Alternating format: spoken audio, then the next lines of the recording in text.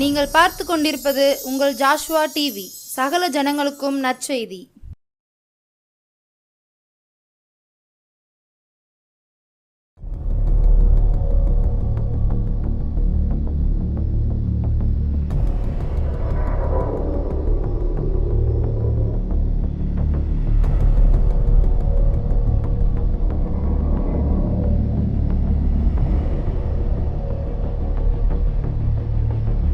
நாளின் செய்தியின் தலைப்பை நான் பார்க்கும் பொழுது, ஆத்துமா ஆதாயம் செய்வருடைய இருதயம் எப்படியாக காணப்படும். ஆத்துமா ஆதாயம் செய்வது அது தேவனுக்கு பிரியமுள்ள காரியம் என்பதை பார்க்கின்றோம். அப்படியாக ஆத்துமா ஆதாயம் செய்வருடைய இருதயம் எப்படி காணப்படும் என்பதை இந்த வேத வசனத்தின் மூலமாக பார்க்கின்றோம். ஏசாயா தீர்க்கதரிசி எழுதுகிற புஸ்தகம் 60ஆம் அதிகாரம் 20, 21, 22 3 வசனத்தை நாம் தியானிக்கும் பொழுது, ஏசாயா தீர்க்கதரிசி எழுதின புஸ்தகம் அருமையான வசனத்தை நாம் பார்க்கும்போது, உன் சூரியன் இனிமேல் அருமையான வசனம் பார்க்கின்றோம். உன் சூரியன் இனி அஸ்தமிப்பதும் இல்லை, உன் சந்திரன் மறைவதும் இல்லை. கர்த்தரே உனக்கு நித்திய வெளிச்சமாயிருக்கிறார். உன் துக்க நாட்கள் முடிந்து போகும். தேவ ஜனமாகிய நீ நீதிமான். நீ பூமியை சுதந்திரித்துக் கொள்ளும் பொழுது உன்னுடைய பிள்ளைகளை தேவன் வர்த்திக்க பண்ணுவார். நீ தேவனால் நட்டப்பட்ட கிளை. நாம் ஒவ்வொருவரும் தேவனால் நட்டப்பட்ட கிளை. தேவன் மகிமைப்படும்படிக்கு தேவ கரங்களின் கிரியைகளை தேவன் நடத்துகின்ற தேவனாக இருக்கின்றார். தேவனுடைய கிரியைகள் வல்லமையாக காணப்படும் என்பதை பார்க்கின்றோம். தேவனுடைய கரங்களின் கிரியைகளுமாய் காணப்படுவோம் என்ற விசுவாசம் காணப்பட வேண்டும். கிறிஸ்துவ பணியில் வெற்றிக்கு இது சரியான ஒரு ஊணுகோல், தேவைப்படக்கூடிய ஒரு கிருபை என்பதை பார்க்கின்றோம். அது மட்டுமல்ல, வசந்தம் பார்க்கும் பொழுது, சின்னவன் 1000 சிறியவன் பலத்த ஜாதியுமாவான். கர்த்தராகிய நான் ஏற்ற காலத்தில் இதை தீவிரமாய் நடப்பிப்பேன். கர்த்தராகிய நான் இதை தீவிரமாக நடப்பிப்பேன். நிச்சயமாய் தேவன் இதை செய்வார் என்ற நம்பிக்கையின் நம்மளை விட்டு விலகாதபடி நாம் காத்துக்கொள்ள வேண்டும். அந்த விசுவாசம், அந்த நம்பிக்கையை நாம் நிலைத்திருக்கும் பொழுது தேவன் ஒருபோதும் வெட்கப்படுத்தவே மாட்டார் என்பதை பார்க்கின்றோம். கர்த்தருக்குள்ளாக மனமகிழ்ச்சியாக விசுவாசத்தோடு காணக்கூடிய பிள்ளைகளை தேவன் ஒருபோதும் எந்த வகையிலும் தேவன் வெட்கப்படுத்த மாட்டார் என்பதை பார்க்கின்றோம். அதான் அருமையான வசனத்தை நாம் பார்க்கும் பொழுது, கிருபையான வசனத்தை நாம் பார்க்கும் பொழுது, சங்கீதம் 51ஆம் அதிகாரம் 12, 13 பார்ப்போம். 701ஆம் பக்கத்துல, பத்சேபாளிடத்தில் தாவீது பாவத்திற்கு உள்பட்ட பின்பாக நாத்தான் தீர்க்கதரிசியின் மூலமாக தாவீதுக்கு பாவத்தை உணர்த்தி சொல்லக்கூடிய வார்த்தையை நாம் பார்க்கின்றோம். தாவீது ஒப்புவிக்கப்பட்ட சங்கீதம். தாவீது மீண்டுமாக தேவ சமூகத்தில் ஒப்புவிக்கின்றார். 51ஆம் அருமையான சங்கீதம் 51ஆம் அதிகாரம் 12வது வசனம் பார்க்கும் பொழுது, தேவனுடைய இரட்சணியத்தின் சந்தோஷத்தை நான் திரும்ப தந்து, நம்முடைய இரட்சணியத்தின் சந்தோஷம் எனக்கு வேணும் ஆண்டவரே, இது எந்த மனிதனாலும் அதிகாரியாலும் கொடுக்க முடியாது ஆண்டவரே, என்னை மன்னிங்க தகப்பனே, மன்னிக்கின்ற தேவனாக இருக்கின்றார். தேவனுடைய உற்சாகமான ஆவி என்னை தாங்கும்படி செய்யும்.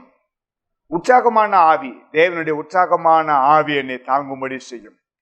13வது வசனம் பார்க்கும் பொழுது, தாவீதின் வேண்டுதல், நீர் என்னை மன்னியும், அப்பொழுது பாவிகளுக்கு தேவனுடைய வழிகளை உபதேசிப்பேன்.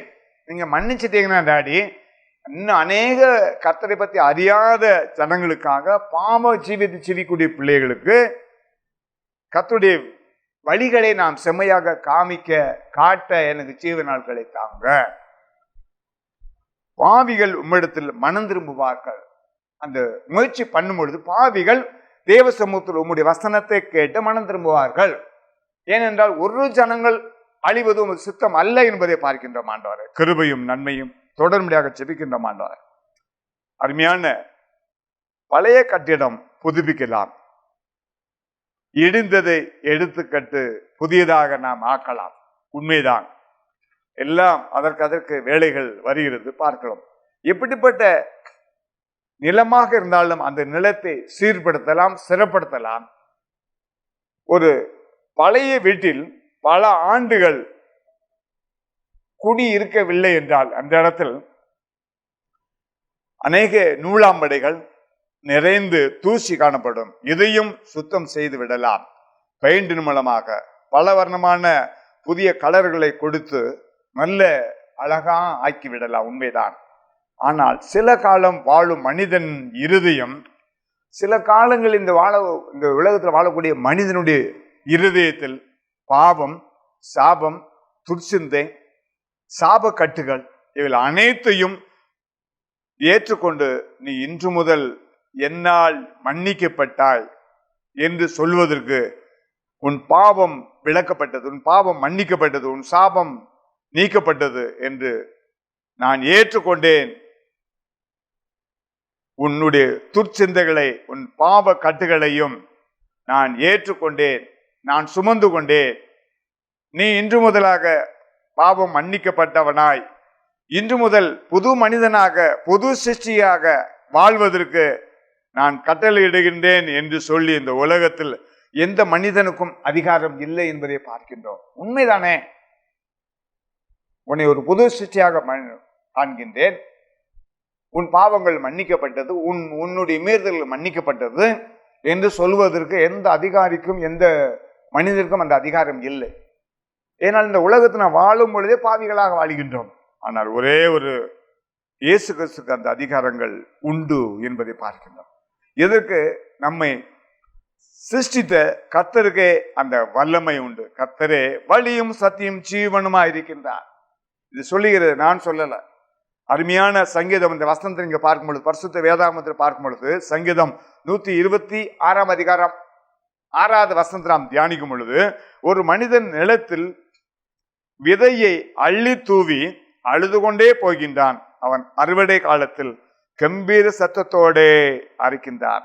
ஆத்தும ஆதாயம் செய்கிறவர்கள் இனி அழுவதில்லை என்பதை நாம் பார்க்கின்றோம். ஆத்தும ஆதாயம் செய்கிறவருடைய இருதயம் கர்த்தருக்கு உகந்ததாக பிரியமானதாக காணப்படும் என்பதை பார்க்கின்றோம். நிலத்தில் அள்ளி தூவின அந்த விதைகள் அள்ளி தூவும் பொழுது அழுது கொண்டே போகின்றான். விலைவாசிகள் அதிகமாக இருக்கும், வேலைகள் அதிகம், மழையிலா நேரங்களா இருக்கும், வேதனையோட நெருக்கத்தோட போகும்போது, ஆனாலும் அரிக்கட்டுகளை சுமந்து வரும் பொழுது மகிழ்ச்சி உண்டாகிறது. அரிக்கட்டுகளை, அறுவடையான கட்டுகளை சுமந்து வரும் பொழுது எவ்வளவு கலகலப்பாக, சந்தோஷமாக, மனமகிழ்ச்சியாக, குடும்பமே ஒரு குதூகலமாக செல்வதை நாம் பார்க்கின்றோம். அள்ளி தூவிவிட்டு அழுது கொண்டு திரும்பி வந்திருக்கலாம். உண்மைதான். உங்களுடைய நெருக்கங்கள், பாடுகள், உபத்திரங்கள் அதிகமாக காணப்படலாம். உங்க பணத்தை செலவழிச்சிருப்பீங்க, நேரத்தை செலவழிச்சிருப்பீங்க, சொந்த பந்தத்துக்கு நன்மையை செஞ்சிருப்பீங்க. அதுக்கு தகுந்த தீமை தான் திரும்பி வருதே தவிர நன்மையை காணுமே நீங்க அழுகலாம். உங்களுடைய அழுகலை தேவன் மாற்றுவார். உங்களுடைய கண்ணீரை களிப்பான நீரோட்டாக மாற்றுவார். நான் சொல்லல, இந்த வேதாகமம் சொல்லுது. இந்த வேதாகமத்தில் உள்ள அநேக ரகசியங்களை, வாக்குத்தத்தங்களை நான் சுதந்திரித்துக் கொண்டபடினால் ஆணித்தரமாக உங்களோடு நான் போதிக்கத்தக்க தேவன் மேலான கிருபை தருகின்றார். எவ்வளவு தயவு, எவ்வளவு தேவ திட்டம் இல்லாதபடி ஒரு சூழ்நிலையும் தேவனுக்கு அறியாதபடி ஒன்றுமே நடக்காது என்பதை பார்க்கின்றோம். மற்றவர்காய் நீ ஜெபிக்கும் பொழுது, உபத்திரவப்படும் பொழுது தேவனிடத்தில் நீ முறையிட்டு ஜெபிக்கக்கூடிய ஜெபம் தேவ சமூகத்தில் எட்டும். நீங்க பொருளாதாரத்துல கஷ்டப்படும் பொழுது மற்றவர்களுக்கு உதவியது தேவ கரத்துல இருக்குது. நீங்க கர்த்தரிடத்தில் பொருத்தனை பண்ணி உங்களுடைய உழைப்பினால, வருமானத்தினால கர்த்தருக்கென்று மற்றவர்களுக்கு தெரியாமல் கர்த்தரை மட்டும் முன்வைத்து செஞ்ச ஒவ்வொரு காணிக்கைக்கும் தசமத்திற்கும் நிச்சயமாக தேவனுடைய சமூகத்தில் பதில் உண்டு. அதுக்கு தகுந்த உயர்வை, பெருக்கத்தையே தருவார். தேவ வசனம் நாம் பார்க்கும் பொழுது, நீ கர்த்தருக்கு கொடுத்து சோதித்துப்பார். வசனம் சொல்லுது, அதாவது நீ கர்த்தருக்கு கொடுத்து சோதித்துப்பார். கர்த்தரை சோதிக்க இந்த உலகத்தில் எந்த மனிதனுக்கும் தகுதி இல்லை என்பதை பார்க்கின்றோம். ஏனென்றால் அவர் சிருஷ்டிகர், அவரால் எல்லாம் ஆகும் என்பதை பார்க்கின்றோம். ஆனால் கர்த்தருக்கு கொடுத்து நீ சோதித்துப்பார் என்றால் நன்மையான ஈவை பெற்றுக் கொள்வாய்.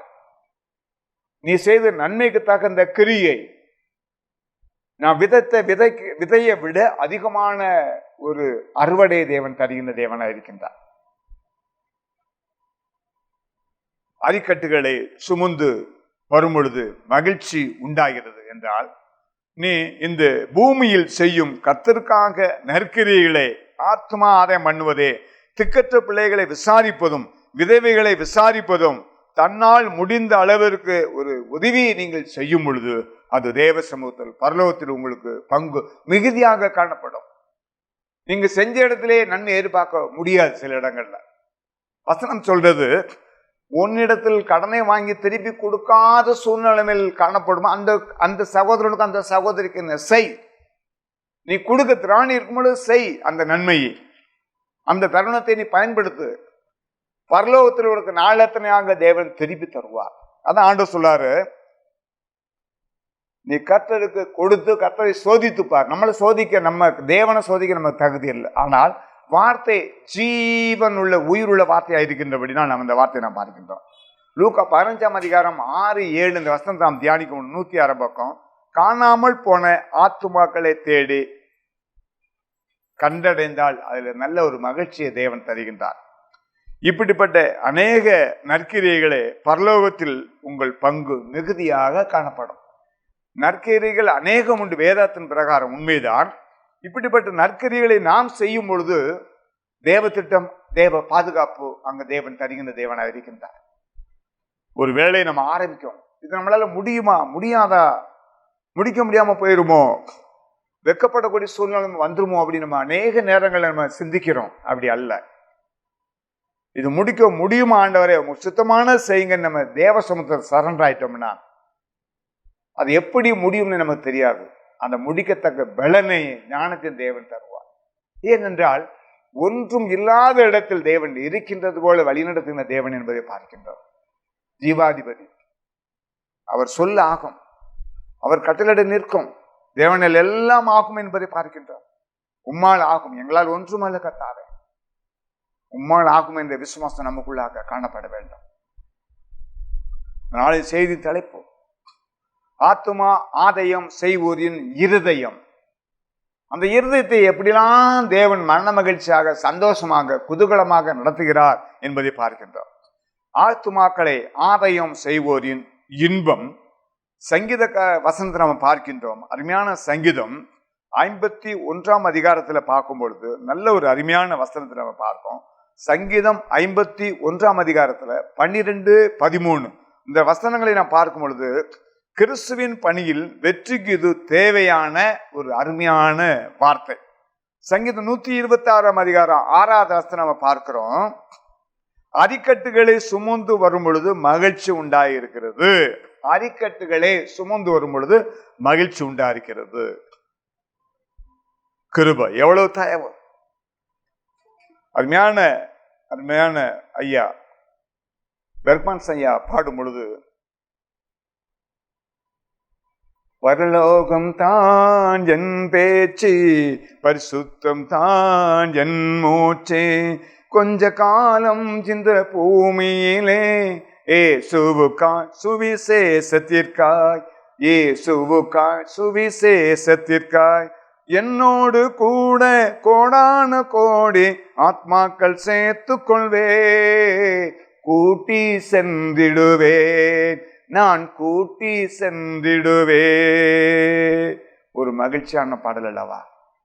கோடான கோடி ஆத்மாக்களை பரலோகத்துக்கு நான் கூட்டி சென்றிடுவேன் என்று இந்த வசனத்தின் பிரகாரம் லகுவாக நாம் பாடுகின்றோம். நம்முடைய வாழ்க்கையின் சாட்சி அப்படி காணப்பட வேண்டும். அருமையான தேவன் எனக்கு தந்த சபையில் ஆண்டுடைய கிருபையினால் தேவ சமாதான சபை கொண்டகரம் ராஜபாளையம் கிட்டத்தட்ட 110 விசுவாசிகளை, எந்த சபைக்கும் போகாத நபர்களை சந்தித்து கர்த்தருக்குள்ளாக வரும்படியாக, அநேகருக்கு ஞானஸ்தானம் கொடுக்க முடியாக, ஊழியர்கள் மூலமாக அநேகரை ஆத்துமாதை பண்ணக்கூடிய கிருபை தேவன் தந்தார். தேவனுடைய கிருபையினால் தயவினாலே தேவ சமாதான சபை 1994ஆம் ஆண்டு ஆரம்பிக்கப்பட்டது. அது எங்களால் ஒன்றுமல்ல, என்னால் ஒன்றுமல்ல, அந்த தேவ ஈவு. எனக்கு அவைகளில் வாஞ்சியாக காணப்பட்டது. கர்த்தருடைய ஊழியத்தை ஆரம்பிக்க முடியாது. அந்த வாஞ்சையை தேவன் நிறைவேற்றின தேவனாக இருக்கின்றார். அந்த வாஞ்சையானது ஆத்மா தாகத்தில் கொண்டு விட்டது.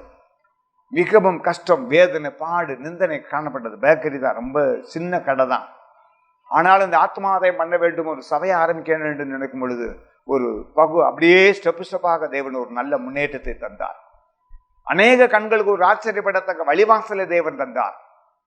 மிகவும் கஷ்டம், பொருளாதார நெருக்கடி, அந்த நிலையிலும் கூட கர்த்தருக்காக சரியாக வாழ வேண்டும் என்ற ஒரு தீர்மானம், அநேகரை கர்த்தருக்குள்ளாக ஆதாயப்படுத்த வேண்டும் என்ற ஒரு தீர்மானம். அந்த தீர்மானம் தேவ சமூகத்தில் எட்டபடினால் தேவன் வெட்கப்படுத்தாதபடி கிட்டத்தட்ட 29 ஆண்டுகள் 30வது ஆண்டுகள் ஓடிக்கொண்டே இருக்கிறோம். எனக்கு அருமையான தேவச்சனமே, நம்முடைய வாஞ்சையில தேவன் அறிகின்றார். அது மட்டுமல்ல, ஆத்துமா ஆதாயம் செய்வருடைய இருதயம் எப்படி காணப்படும் என்று இந்த நாளின் செய்தியின் தலைப்பு பார்க்கின்றோம். சத்தியத்தை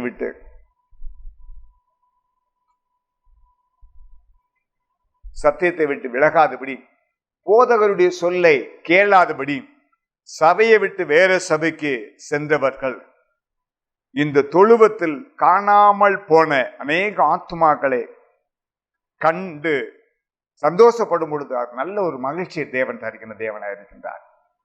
சபையை விட்டு வேற சபைக்கு நீங்க போகாதீங்க. தயவுசெய்து நீங்க சில கோழி வளர்க்கீங்க, அந்த கோழி நல்ல ஒரு போஷாக்கா ஓரளவுக்கு நல்ல வளரும். குறிப்பிட்ட நேரத்தில் அது வேற இடத்துல போய் முட்டையை போட்டு வரும்போது எவ்வளவு வேதனைப்படுவீங்க, சங்கடம் தானே.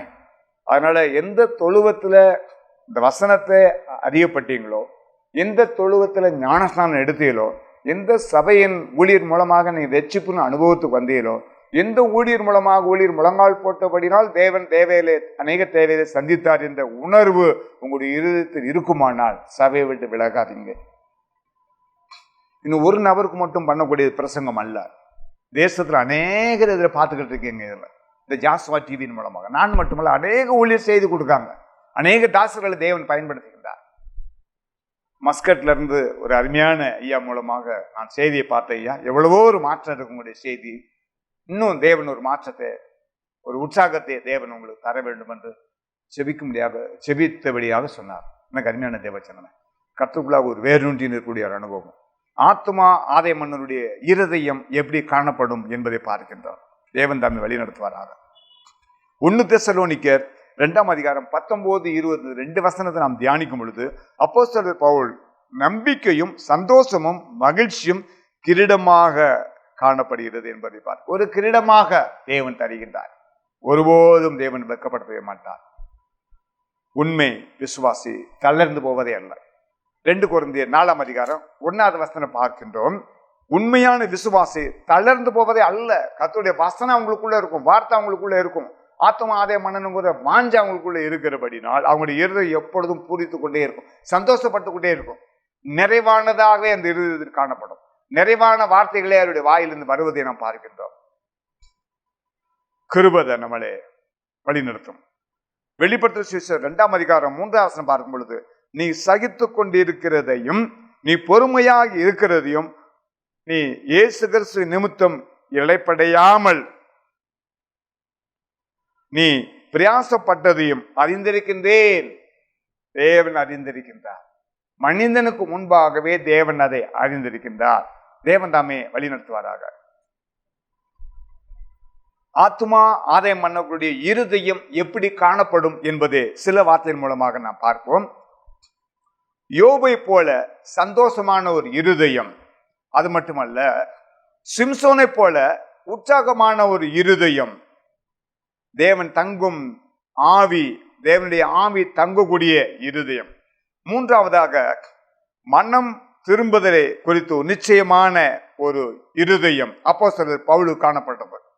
அது மட்டுமல்ல, 4ஆவதாக ஏசாயா தீர்க்கதரிசி ஆனந்த சத்தத்தினாலே நிறைந்த இருதயம் 4ஆவதாக பார்க்கின்றோம். 5ஆவதாக தானியேல் சிங்கங்களின் கபியிலே போடும் பொழுது அவருக்கு கம்பீரமான ஒரு இருதயத்தை தேவன் தந்தார். 6ஆவதாக பார்க்கும் பொழுது ஆபிரகாமை போல நம்பிக்கை மகிழ்ச்சி உள்ள ஒரு இருதயம். 7ஆவதாக இயேசு கிறிஸ்து வரும் பொழுது கிரீடத்தை பெற்றுக்கொள்வோம் என்ற ஒரு இருதயம். ஆத்துமா ஆதாயம் பண்ணக்கூடிய பண்ணக்கூடியவருடைய பிள்ளைகளுடைய இருதயம் எப்படி காணப்படும் என்று ஒரு 7 குறிப்பை தேவ சமூகத்தை நான் பகிர்ந்து கொண்டேன். தேவன் தாமே உங்களை ஒவ்வொருவரையும் ஆசீர்வதிப்பாராக. கிருபையும் நன்மையும் தொடர்ந்து செபிக்கின்றோம். தெய்வமே, இந்த அருமையான வேலைக்காக செபிக்கின்றோம். எங்களால் ஒன்றுமல்ல கர்த்தாவே, முற்றுமுடி பொற்பாதர் சமர்ப்பிக்கின்றோம். உடைய விளையாட பெற்ற அன்பை எங்களை ஒவ்வொருவரையும் உங்களுடைய கிருபைக்குள்ளாக, தயவுக்குள்ளாக, பாதுகாப்புக்குள்ளாக வழிநடத்தும்படியாக செபிக்கின்றோம். இதனாலில் கர்த்தாவே ஸ்தோத்திரம் ஐயா. ஆத்துமா ஆதாயம் செய்வர்களுடைய இருதயம் எப்படி காணப்படும் என்பதை நாங்கள் கர்த்தாவே வசனத்தின் மூலமாக தியானித்தோம். ஆண்டவரே, இது பார்க்கக்கூடிய ஒவ்வொரு பிள்ளைகள் மத்தியிலும் கூட கர்த்தாவே ஆத்துமா ஆதாயம் பண்ண வேண்டும் என்ற அந்த வாஞ்சை, கர்த்தருக்காக எவைகளையாவது நன்மைகள் செய்ய வேண்டும் என்ற அந்த வாஞ்சை கர்த்தாவே கிருபை தந்து வழிநடத்த வேண்டும் என்று கர்த்தராகிய இயேசு கிறிஸ்துவின் நாமத்தில் நான் கேட்கின்றோம். நல்ல பிதாவே, ஆமென், ஆமென்.